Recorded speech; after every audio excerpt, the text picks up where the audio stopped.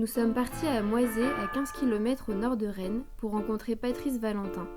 Après avoir été officier de la Légion étrangère, Patrice est devenu entrepreneur de la transition écologique et économique. Lorsque nous les rencontrons, Patrice et ses collaborateurs sont à l'aube d'une nouvelle aventure. Ils viennent de créer l'association Azuré, basée à la ferme du Chemin Chaussé à Moisé.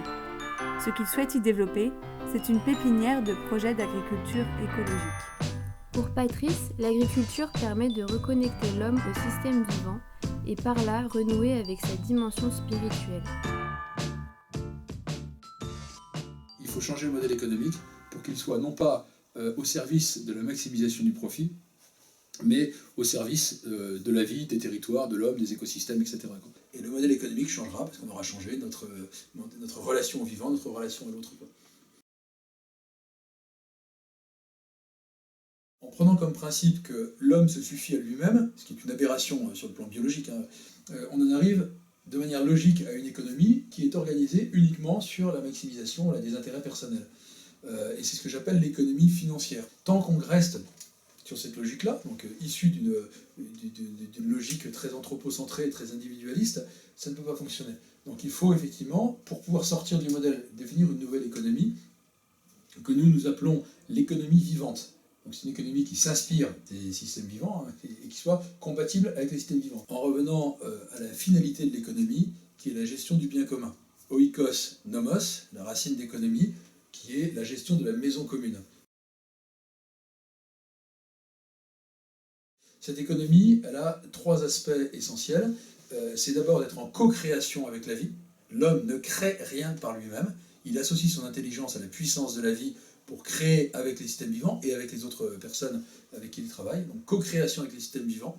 Deuxième point, de revenir sur la finalité de l'économie, production de biens avec un grand B et au singulier, et de services avec un grand S et au singulier. Et le troisième point, c'est la justice dans la répartition de la valeur.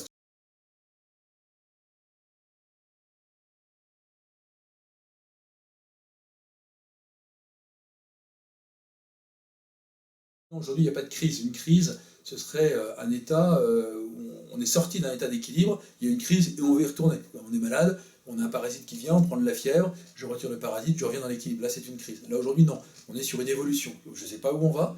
C'est nous qui allons décider où on va, ça ne se fera pas tout seul, mais c'est absolument pas une crise. C'est d'abord qu'appelle-t-on la croissance. Une autre question, c'est est-ce que la décroissance est la solution?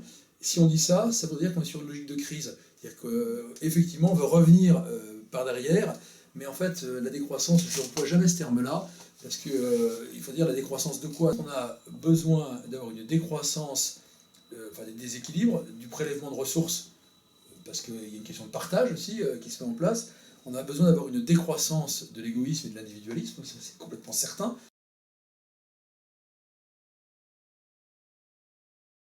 La politique doit accompagner. Mais c'est le principe de la démocratie. La politique est là pour aider le peuple, elle est là pour accompagner le peuple. Si ça ne vient pas de nous-mêmes, ça ne pourra rien faire. Ça a toujours été des changements dans les tripes, dans le mode de pensée, dans les relations les uns ou les autres, qui ont engendré le changement d'un système politique de manière brutale ou non brutale. Ça dépend effectivement des choses. Mais systématiquement, c'est au peuple de dire voilà, qu'est-ce que je veux, qu'est-ce que je fais, et puis après, c'est les élus, le système politique, catalyseur, facilitateur. Le garde-fou aussi, éviter quand même qu'on fasse n'importe quoi.